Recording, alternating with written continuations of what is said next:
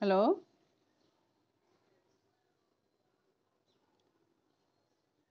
Hello. হ্যাঁ, আচ্ছা। এবার আমরা শুরু করব, যেটা বলছিলাম যে বঙ্গবন্ধুর যে দ্বিতীয় বিপ্লবের কর্মসূচি, এটা পরীক্ষায় ২ নাম্বার প্রশ্নে থাকে। তো এটা গত ক্লাসে পড়িয়েছিলাম। তোমরা কেউ পড়েছিলে? যারা ক্লাস করেছিলে তাদের কাছে শুনতে চাচ্ছি। তোমরা কেউ পড়েছিলে?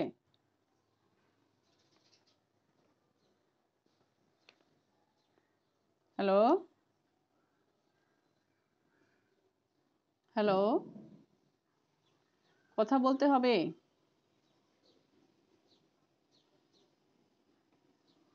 কেউ ক্লাস করেনি। তাহলে গত ক্লাসে যারা ছিল তারা আজকে নেই। এটা বোঝা যাচ্ছে যে তারা কেউ ক্লাস করেনি আজকে যারা এসেছে নতুন।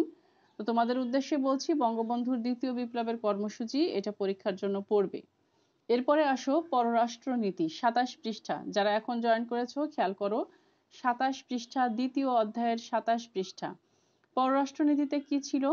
বাংলাদেশ পাকিস্তানের কারাগার থেকে যখন মুক্তি পেয়ে বঙ্গবন্ধু ১৯৭২ সালের ১০ই জানুয়ারি স্বদেশ প্রত্যাবর্তন করলেন, অর্থাৎ বাংলাদেশে আসলেন। তারপর তিনি বললেন যে বাংলাদেশ শান্তিতে বিশ্বাস করে, কারো প্রতি বৈরী আচরণ সমর্থন করবে না। তিনি স্পষ্ট ভাষায় ঘোষণা করেন, সকলের সাথে বন্ধুত্ব, কারো সাথে শত্রুতা নয়। অর্থাৎ আমাদের পররাষ্ট্রনীতির মূল কথা হচ্ছে সকলের সাথে বন্ধুত্ব, কারো সাথে বৈরিতা নয় বা শত্রুতা নয়। এই নীতির ভিত্তিতে বাংলাদেশের পররাষ্ট্রনীতি নির্ধারিত হবে। তিনি বাংলাদেশকে স্বীকৃতি প্রদান এবং পুনর্গঠনে সহযোগিতা প্রদানের জন্য আন্তর্জাতিক সম্প্রদায়কে অনুরোধ করেছিলেন। তাই দেখা যায় যে অল্প সময়ের মধ্যে, মানে খুব স্বল্প সময়ের মধ্যে ১৪০টি দেশ বাংলাদেশকে স্বাধীন সার্বভৌম দেশ হিসেবে স্বীকৃতি দিয়েছিল। তাহলে কতটি দেশ খুব অল্প সময়ের মধ্যে বাংলাদেশকে স্বীকৃতি দিয়েছিল? কতটি দেশ? ১৪০টি। আমার ছাত্র কি একজন এখানে? আর সবাই কোথায়? এখানে আমার প্রেজেন্ট আছে ১৩ জন, আমি সহ মোট ১৪ জন। তো ১৩ জনের একজন জানে, আর কেউ জানে না? কি অবস্থা! এরপরে দেখো যে অন্যান্য দেশও কি করলো, বন্ধু ভাবাপন্ন হিসেবে খাদ্যদ্রব্য, ত্রাণ সামগ্রী নিয়েও বাংলাদেশের জন্য এগিয়ে আসতে থাকে। এরপরে যে মিত্রবাহিনী যুদ্ধের সময় বাংলাদেশকে সমর্থন দিয়ে এখানে যুদ্ধের জন্য এসেছিল, সেই মিত্রবাহিনীকে ফেরত যাওয়া, সেটা হচ্ছে যে বাংলাদেশের মুক্তিযুদ্ধে ভারতের সেনাবাহিনী মিত্রবাহিনী হিসেবে অংশগ্রহণ করেছিল, এটা আমরা জানি। পাকিস্তানি বাহিনীকে পরাজিত করার ক্ষেত্রে তাদের গুরুত্বপূর্ণ অবদান রয়েছে। ভারতীয় বাহিনীর উপস্থিতি নিয়ে দেশি বিদেশি বিভিন্ন মহলকে অপপ্রচারের সুযোগ না দিয়ে বঙ্গবন্ধু কি করলেন, ভারতের তৎকালীন প্রধানমন্ত্রী ইন্দিরা গান্ধীর সরকারকে মিত্রবাহিনীর সদস্যদেরকে ফিরিয়ে নেওয়ার জন্য অনুরোধ করলেন। ১৯৭২ সালের মার্চ মাসে মিত্রবাহিনী বাংলাদেশ ছেড়ে ভারতে ফিরে যায়। বিশ্ব ইতিহাসে বিদেশি সৈন্যদের এত দ্রুত স্বদেশে ফিরে যাবার নজির বিরল। এতে আন্তর্জাতিক ক্ষেত্রে বাংলাদেশের ভাবমূর্তি উজ্জ্বল হয়। আন্তর্জাতিক বিশ্বে বাংলাদেশের কি অবস্থা ছিল মুক্তিযুদ্ধের পর? ১৯৭২ সালে বাংলাদেশ ব্রিটিশ কমনওয়েলথের এবং ১৯৭৪ সালের ১৭ই সেপ্টেম্বর জাতিসংঘের সদস্যপদ লাভ করে। এটা আন্ডারলাইন করে রাখো। এটা খুব ইম্পর্টেন্ট একটা প্রশ্ন। দুটো প্রশ্ন এখান থেকে আসে যে কত সালে ব্রিটিশ কমনওয়েলথের সদস্যপদ লাভ করে বাংলাদেশ? আমরা পেয়েছি ১৯৭২ সালে। এবং কত সালে জাতিসংঘের সদস্যপদ লাভ করে? সেটা হচ্ছে ১৯৭৪ সালের ১৭ই সেপ্টেম্বর। তারিখটা মনে রাখতে হবে। আন্ডারলাইন করো সবাই। বঙ্গবন্ধু জাতিসংঘের সাধারণ পরিষদের অধিবেশনে বাংলায় প্রথম ভাষণ প্রদান করেছিলেন। এছাড়া বাংলাদেশ জোট নিরপেক্ষ আন্দোলনেরও সদস্যপদ লাভ করে। বিশ্ব শান্তি পরিষদ বঙ্গবন্ধুকে জুলি ও কুরি শান্তি পদকে ভূষিত করে। তাহলে বঙ্গবন্ধু একটি শান্তি পদকে ভূষিত হয়েছিলেন বিশ্ব শান্তি সংস্থা বা পরিষদ থেকে, সেটার নাম হচ্ছে জুলিও কুরি। বঙ্গবন্ধুর সময়ে বাংলাদেশ আন্তর্জাতিক অঙ্গনে সম্মানের মর্যাদা লাভ করে। যুদ্ধ বিধ্বস্ত একটি সদ্য স্বাধীন রাষ্ট্রের হাল ধরতে গিয়ে বঙ্গবন্ধু নেতৃত্বাধীন আওয়ামী লীগ সরকারকে দেশি বিদেশি নানা ষড়যন্ত্র, প্রাকৃতিক দুর্যোগও মোকাবেলা করতে হয়েছিল।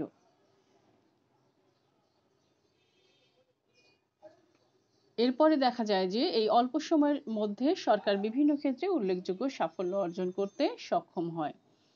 এরপরে দেখো যে 1972 সালে সংবিধান প্রণয়নের পটভূমি কি ছিল। সংবিধান আমাদের জন্য খুব গুরুত্বপূর্ণ। বাঙালি জাতি হিসেবে তোমাকে সংবিধান জানতে হবে এবং এই সংবিধান বুঝেই চলতে হবে। সেক্ষেত্রে আমরা আজকে শিখব যে 72 সালের যে প্রথম সংবিধান হয়েছিল সেই সংবিধানের যাবতীয় বিষয়, তার কিছু অংশ আমরা গত ক্লাসে শিখেছিলাম। আজকে আবার সেটা রিপিট করব, তারপরে সংবিধানের মূলনীতি পড়ব আমরা। সংবিধান হচ্ছে একটি রাষ্ট্রের সর্বোচ্চ দলিল। এক কথায় সংবিধান কি? সংবিধান হচ্ছে একটি রাষ্ট্রের সর্বোচ্চ দলিল। এটা আন্ডারলাইন করো সবাই, এটা আন্ডারলাইন করে রাখো। সংবিধানের মাধ্যমেই রাষ্ট্রের উদ্দেশ্য, আদর্শ ও লক্ষ্য প্রতিফলিত হয়। 1972 সালের 11 জানুয়ারি রাষ্ট্রপ্রধান হিসেবে বঙ্গবন্ধু শেখ মুজিবুর রহমান অস্থায়ী সংবিধান আদেশ জারি করেছিলেন। এগুলো কিন্তু আমরা আগের ক্লাসে খুব ভালো করে পড়েছি। যারা ক্লাসে ছিলে তারা তো আর এখন কথা বলবে না, কারণ তারা বই বাসায় পড়েনি। আর যারা ছিলে না তারা একটু খেয়াল করে শোনো।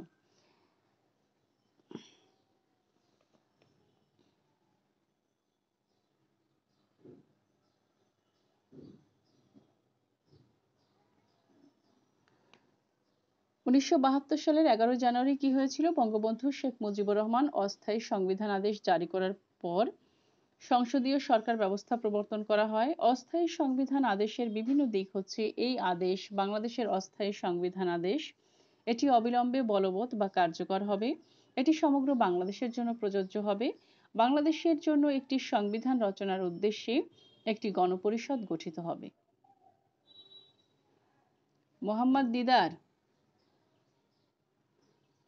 মোহাম্মদ দিদার, তুমি কি পুরানো ব্যাচে না নতুন?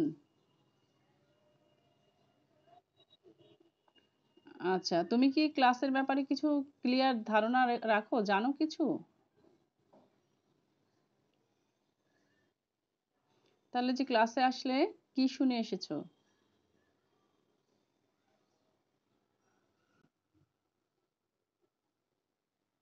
মেসেঞ্জারে কি পেয়েছো?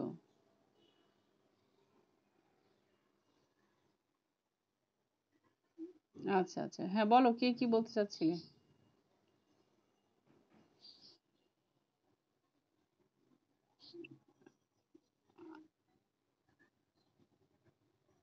আচ্ছা, ও আচ্ছা আচ্ছা, ঠিক আছে, আচ্ছা ঠিক আছে, তোমরা ক্লাসে থাকো। আমি বিষয়টা আরো ক্লিয়ার ভাবে জানবো, তোমরা ক্লাসে থাকো, আমি পড়াচ্ছি। যারা এখন জয়েন করেছো তোমরা এত দেরিতে জয়েন করবে না, এখন তো আর অল্প সময় আছে, তোমরা একদম জাস্ট টাইমে জয়েন করবে ক্লাসে, ঠিক আছে? আমি 27 পৃষ্ঠার আন্তর্জাতিক বিশ্বে বাংলাদেশ এই সম্পর্কে পড়া শেষ হয়ে গেছে। এখন 72 সালের সংবিধান প্রণয়নের যে পটভূমি সে বিষয়ে আলোচনা করছি, সবাই একটু খেয়াল করো। তো এই সংবিধানের রচনার উদ্দেশ্য যে একটি, সেই উদ্দেশ্যে একটি গণপরিষদ গঠিত হবে। দেশে মন্ত্রী পরিষদ শাসিত সরকার থাকবে, প্রধানমন্ত্রী হবেন এর প্রধান। তাহলে দেশে মন্ত্রী পরিষদ শাসিত সরকার থাকবে এবং সেই মন্ত্রী পরিষদ শাসিত সরকারের প্রধান হবেন প্রধানমন্ত্রী, আর রাষ্ট্রপতি হবেন রাষ্ট্রপ্রধান। একটি সংবিধান প্রণয়ন করে জাতির আশা আকাঙ্ক্ষা পূরণের জন্য রাষ্ট্রপতি বঙ্গবন্ধু শেখ মুজিবুর রহমান 1972 সালের 23শে মার্চ বাংলাদেশ গণপরিষদ আদেশ নামে একটি আদেশ জারি করেছিলেন। এটা আন্ডারলাইন করে রাখুন যে বাংলাদেশ গণপরিষদ আদেশ জারি হয়েছিল কত সালের কত তারিখে, দুটোই আমাদের জানতে হবে। 1972 সালের 23শে মার্চ। এই আদেশ অনুসারে 1970 সালের নির্বাচনে প্রাদেশিক ও জাতীয় পরিষদে যারা নির্বাচিত হয়েছিল, যারা জয়লাভ করেছিলেন, তাদেরকেই গণপরিষদের সদস্য হবেন বলে উল্লেখ করা হলো। সংবিধান প্রণয়ন করাই হবে গণপরিষদের মূল লক্ষ্য। তাহলে গণপরিষদ যে গঠিত হয়েছে তার মূল লক্ষ্য হবে সংবিধান প্রণয়ন করা, এবং গণপরিষদের সদস্য তারাই হবেন যারা 1970-এর নির্বাচনে বিজয়ী হয়েছিলেন। তো এ কথা কিন্তু গত ক্লাসেও আমি বলেছিলাম। 1972 সালের 10ই এপ্রিল গণপরিষদের প্রথম অধিবেশন বসেছিল, যেখানে ডক্টর কামাল হোসেনের নেতৃত্বে 34 সদস্য বিশিষ্ট একটি খসড়া সংবিধান প্রণয়ন কমিটি গঠন করা হয়েছিল। তাহলে এই যে খসড়া সংবিধান প্রণয়ন কমিটি ছিল, এই কমিটির নেতা ছিলেন ডক্টর কামাল হোসেন, এবং এই কমিটির একজন মাত্র নারী সদস্য ছিল। তাহলে 33 জন ছিল পুরুষ সদস্য আর একজন হচ্ছে নারী সদস্য। ন্যাপের ছিলেন মোজাফফর আহমেদের নেতৃত্বে যে ন্যাপ ছিল, সেই ন্যাপের মধ্যে একজন সদস্য ছিলেন সুরঞ্জিত সেনগুপ্ত, যিনি পরবর্তীতে আওয়ামী লীগের নেতা হন। তিনি সংবিধান প্রণয়ন কমিটিরও সদস্য ছিলেন। খসড়া সংবিধান প্রণয়ন কমিটি দেশের বিভিন্ন সংগঠন ও আগ্রহী ব্যক্তিগণের কাছ থেকে সংবিধান সম্বন্ধে প্রস্তাব আহ্বান করে।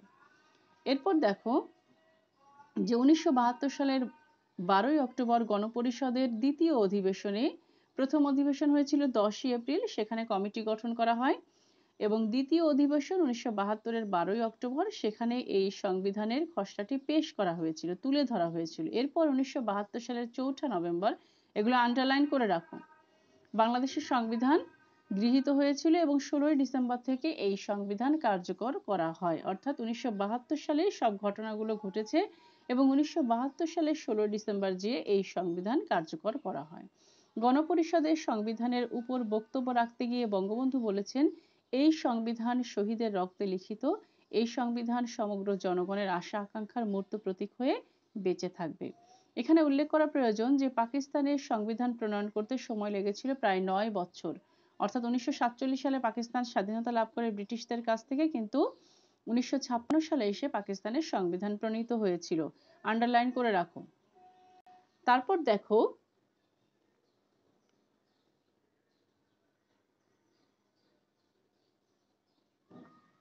তারপর রয়েছে যে ভারতের সময় লেগেছিল 3 বছর। 1947 সালে ভারত স্বাধীনতা লাভ করেছিল এবং 1949 সালে এসে ভারত তার সংবিধান রচনা করেছিল। কিন্তু বঙ্গবন্ধুর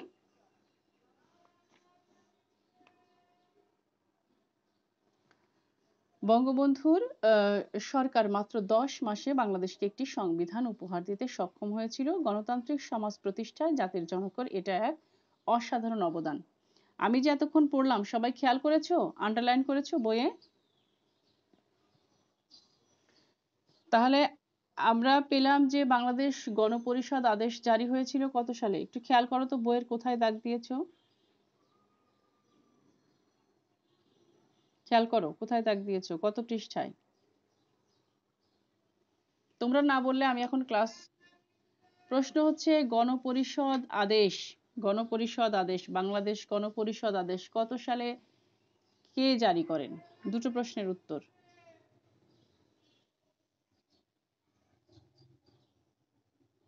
কে?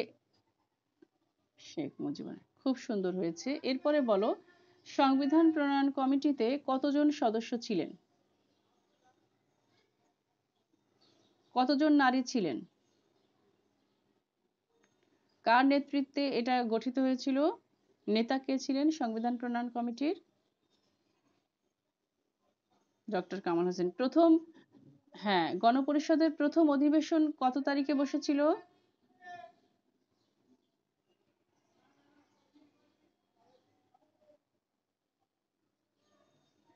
1972 সালের 10ই এপ্রিল। 12ই অক্টোবর না, 12ই অক্টোবর কি হবে এখন?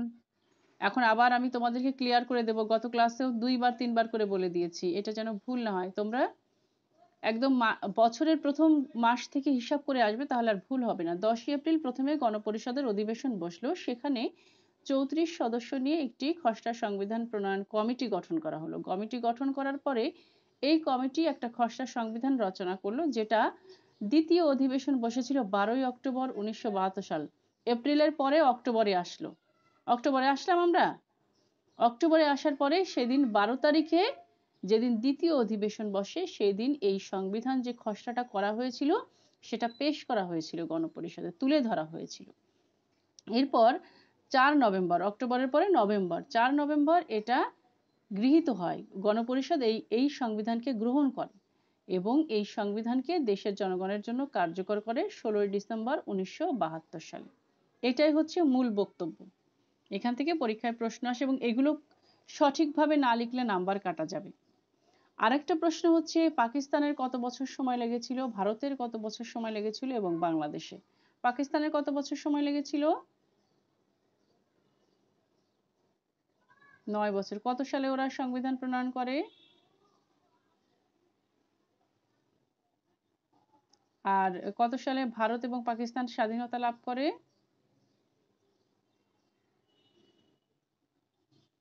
হ্যাঁ, আর সেখানে 1947-এ পাকিস্তান যখন স্বাধীনতা লাভ করে, তারপর 1956 সালে এসে দীর্ঘ 9 বছর পরে এসে পাকিস্তানের সংবিধান প্রণীত হয়। আর ভারত স্বাধীনতা লাভ করে 1947 সালে, কিন্তু ভারতের স্বাধীনতার পর 3 বছর পর 1949 সালে, প্রায় 3 বছর পরে যেয়ে তাদের সংবিধান রচিত হয়। আর বাংলাদেশের সময় লেগেছিল কতদিন? হ্যাঁ, এরপরে দেখো 1972 সালের সংবিধানের কি বৈশিষ্ট্য রয়েছে। সবাই বইয়ের 28 পৃষ্ঠা দেখো, 1972 সালের সংবিধানের বৈশিষ্ট্য। এটা পরীক্ষায় থাকবে, এগুলোর জায়গা থেকে কোনো অবহেলা করার কিছু নাই। যত ভালো করে পড়বে তত ভালো করতে পারবে। 1972 সালের সংবিধানের বৈশিষ্ট্য। 1972 সালের সংবিধানটি মূলত স্বাধীন ও সার্বভৌম বাংলাদেশের স্বকীয় বৈশিষ্ট্যে মহিমান্বিত। এই সংবিধানের বৈশিষ্ট্য কি কি? এর মধ্যে কি কি বিষয় রয়েছে? 1972 সালের সংবিধান হচ্ছে একটি লিখিত সংবিধান, মানে লিখে রাখা হয়েছে এই সংবিধানটি, অলিখিত নয়, মৌখিকভাবে বলা কোনো সংবিধান নয়। তাহলে এই সংবিধানের একটি উল্লেখযোগ্য বৈশিষ্ট্য কি? কি তোমরা শুনছো না? লিখিত সংবিধান। এবং 2 নম্বর বৈশিষ্ট্য হচ্ছে এটি দুষ্পরিবর্তনীয়, মানে সহজেই পরিবর্তন করা যায় না। এই সংবিধানে যা লেখা আছে তা ইচ্ছা করলেই তুমি পরিবর্তন করতে পারবে না। এটা হচ্ছে 2 নাম্বার বৈশিষ্ট্য। একটা হচ্ছে লিখিত সংবিধান, আরেকটা হচ্ছে দুষ্পরিবর্তনীয়। বানানটা খেয়াল করো। এই সংবিধানে রাষ্ট্র পরিচালনার 4টি মূলনীতির কথা বলা হয়েছে। তাহলে বাংলাদেশের রাষ্ট্র পরিচালনার কয়টি মূলনীতি পাচ্ছি? কয়টি? 4টি। 4টি কি কি দেখো তো, একজন বলো, বই দেখে বলো। 28 পৃষ্ঠায় লেখা আছে।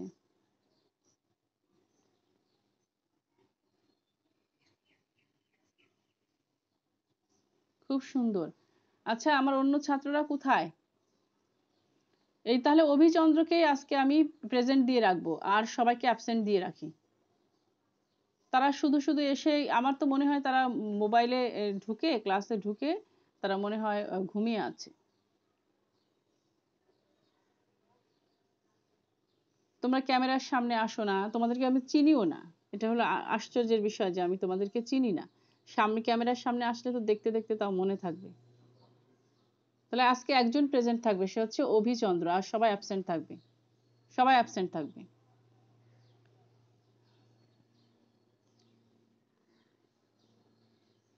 তোমরা কি শুনতে পাচ্ছ আমার কথা? কেউ শুনতে পাচ্ছ না? তোমরা একটু ক্যামেরার সামনে আসো। ক্যামেরার সামনে আসো, এভাবে আসলে পড়ানো যায় না। সবাই ক্যামেরার সামনে আসো। বাংলাদেশের সংবিধানটা কি? দুটো বৈশিষ্ট্য বলো তো। বলো, দুটো বৈশিষ্ট্য বলো। দুটো বৈশিষ্ট্য বলো। দিদারকে দেখা যাচ্ছে, বলো, দেখে দেখে বলো। আমি তো তোমাদেরকে এত দূর থেকে মারতে আসবো না, আসবো? এত সন্দেহ সংশয় থাকলে হবে না, তোমরা বলো। দিদার বলো তো সংবিধানের দুটো বৈশিষ্ট্য, দেখে দেখে বলো। পেয়েছো?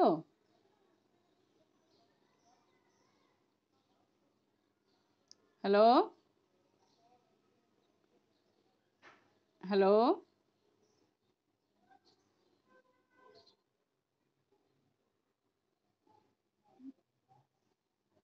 আর রাষ্ট্র পরিচালনার মূলনীতি কয়টি?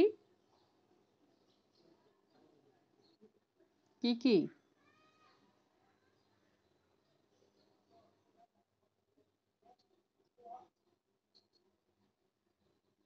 ধর্মনিরপেক্ষতাবাদ। তোমরা এই 72 সালের সংবিধানের বৈশিষ্ট্য একদম মুখস্থ করে রাখবে। আমি আজকে বুঝিয়ে দিচ্ছি, নেক্সট ক্লাসে পড়া ধরবো। এগুলোকে রাষ্ট্রের মূল স্তম্ভ হিসেবে ঘোষণা করা। স্তম্ভ কি? মানে খুঁটি, পিলার। মানুষের মৌলিক প্রয়োজন যেমন অন্ন, বস্ত্র, বাসস্থান, শিক্ষা, চিকিৎসা ইত্যাদি মেটানোর দায়িত্ব রাষ্ট্রের উপর অর্পিত হয়। সাধারণ মানুষের মৌলিক অধিকার সংরক্ষণ এই সংবিধানের বৈশিষ্ট্য। জীবন ধারণের অধিকার, চলাফেরার অধিকার, বাকস্বাধীনতার অধিকার, চিন্তা ও বিবেকের স্বাধীনতা, ধর্মচর্চার অধিকার, ব্যক্তিগত সম্পত্তি ভোগের অধিকার ইত্যাদি সংবিধানে সন্নিবেশিত হয়েছে। সংবিধানে বাংলাদেশকে এককেন্দ্রিক রাষ্ট্র হিসেবে ঘোষণা করা হয়েছে। জাতীয় সংসদ সার্বভৌম আইন প্রণয়নকারী সংস্থা। তাহলে বাংলাদেশে সার্বিকভাবে আইন প্রণয়নকারী সংস্থা কোনটি? জাতীয় সংসদ। তোমরা এটা আন্ডারলাইন করে রাখো। জাতীয় সংসদেই কিন্তু আইন প্রণীত হয়ে থাকে। এই সংবিধানে বাংলাদেশকে প্রজাতান্ত্রিক রাষ্ট্র হিসেবে ঘোষণা করা হয়, যা গণপ্রজাতন্ত্রী বাংলাদেশ নামে পরিচিত। জনগণই সকল ক্ষমতার উৎস। সংবিধানের এই ঘোষণা দ্বারা জনগণের সার্বভৌমত্বকে প্রতিষ্ঠিত করা হয়েছে। সংবিধানকে রাষ্ট্রের সর্বোচ্চ আইনের মর্যাদা দেওয়া হয়েছে। সংবিধান পরিপন্থী অর্থাৎ সংবিধানের বাইরে কোনো আইনকে অসাংবিধানিক বলে সুপ্রিম কোর্ট বাতিল করে সংবিধানের মর্যাদা প্রাধান্যকে অক্ষুণ্ণ রাখতে পারবে। এই সংবিধানে সংসদীয় গণতান্ত্রিক ব্যবস্থা প্রবর্তনের কথা বলা হয়েছে। সংবিধানের ৭৭ নম্বর অনুচ্ছেদে ন্যায়পাল পদ সৃষ্টির কথা বলা হয়েছে। এটা একটা পদ সৃষ্টির কথা বলা হয়েছে, কিন্তু এ ধরনের কোনো পদ বাংলাদেশে আজও পর্যন্ত সৃষ্টি হয়নি। তারপরে বাংলাদেশ সংবিধানে জাতি ধর্ম নির্বিশেষে 18 বছর বয়স্ক যে কোনো নাগরিক এক ব্যক্তি এক ভোটের এই নীতির ভিত্তিতে সর্বজনীন ভোটাধিকার মর্যাদা প্রদান করা হয়েছে। অর্থাৎ যার বয়স 18 হবে সে ভোট দিতে পারবে, অর্থাৎ সে দেশের একজন গুরুত্বপূর্ণ নাগরিক, সে ভোট দেওয়ার অধিকার রাখে। এরপরে দেখো, এই সংবিধানে রাষ্ট্রীয় সমবায় ও ব্যক্তিগত মালিকানা নীতি স্বীকৃত। বাংলাদেশের আইনসভা এক কক্ষ বিশিষ্ট। 1972 সালের সংবিধান বিভিন্ন সময়ে বিভিন্ন সরকার এই পর্যন্ত 16 বার সংশোধন করেছে। তাহলে এই পর্যন্ত কতবার আমাদের 72 সালের সংবিধানটি সংশোধিত হয়েছে? এই পর্যন্ত কতবার? 16 বার। 16 বার, এটা তোমরা আন্ডারলাইন করে রাখো। তার মধ্যে জেনারেল জিয়াউর রহমানের 5ম সংশোধনী এবং জেনারেল এরশাদের ছিল 7ম সংশোধনী ও ত্রয়োদশ সংশোধনী সুপ্রিম কোর্ট বাতিল করে দিয়েছিল। তাহলে 3টা সংশোধনী সুপ্রিম কোর্ট বাতিল করে দেয়। একটা হচ্ছে 5ম, যেটা জিয়াউর রহমানের সময়ে, আর হচ্ছে এরশাদের সময়ে 7ম এবং ত্রয়োদশ। 7ম হচ্ছে 7, ত্রয়োদশ হচ্ছে 13তম সংশোধনী সুপ্রিম কোর্ট বাতিল করে দিয়েছিল। তাহলে আমরা নেক্সট ক্লাসের জন্য কোনটা ভালো করে পড়বো? 1972 সালের সংবিধানের বৈশিষ্ট্য। কি পড়বো আমরা নেক্সট ক্লাসের জন্য?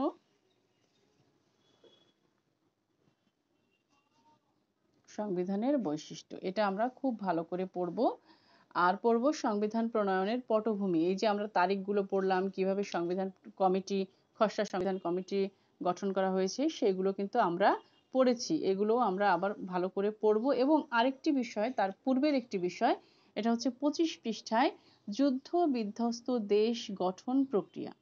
এখানে 25 পৃষ্ঠায় যেটা আছে সেটারই পরিপূর্ণ উত্তর হচ্ছে নতুন সংবিধান প্রণয়ন, অর্থাৎ 26 পৃষ্ঠা থেকে 27 পৃষ্ঠা পর্যন্ত। এটা গত বছর যে ক্লাস 9-এ যে অ্যাসাইনমেন্ট দিয়েছিল মন্ত্রণালয় থেকে, সেখানকার একটি গুরুত্বপূর্ণ টপিক ছিল এই জায়গাটা, যে যুদ্ধবিধ্বস্ত দেশ পুনর্গঠনে বঙ্গবন্ধু সরকারের কি কি কার্যাবলী ছিল।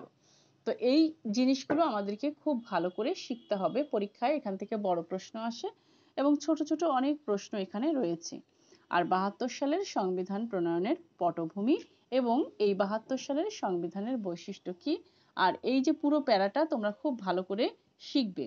আজকে কি আর কোনো পড়া দিব? তোমরা বলো। হ্যাঁ বলো।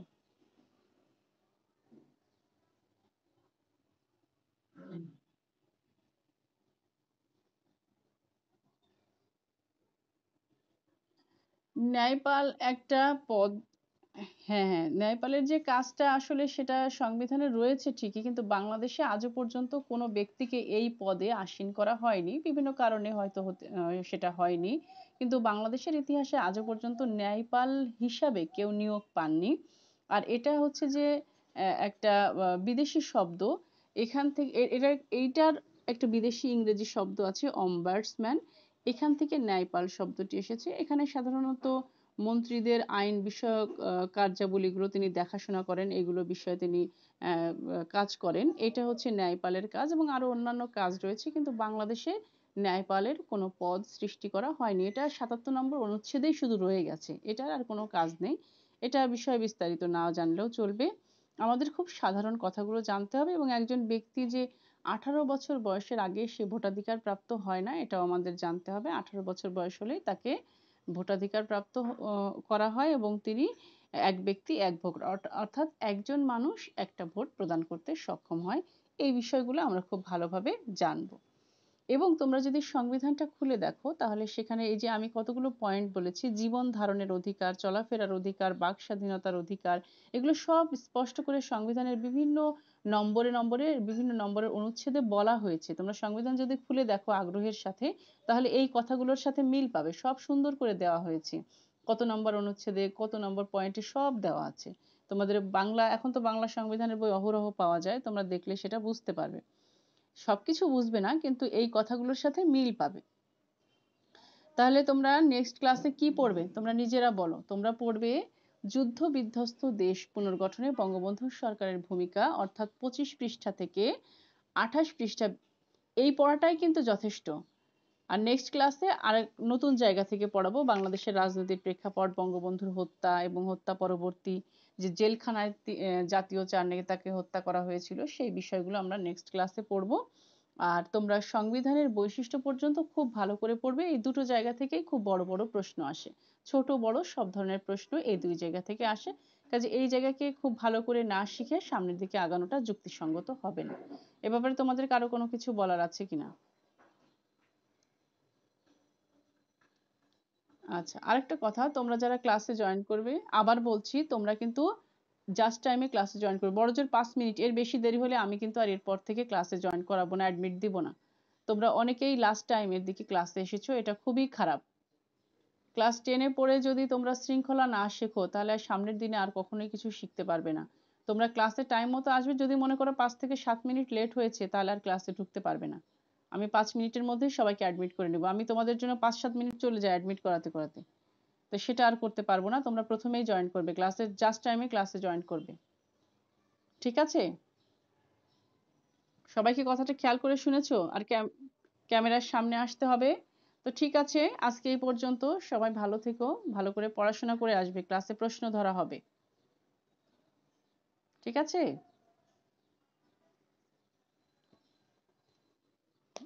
আচ্ছা, ভালো থেকো সবাই।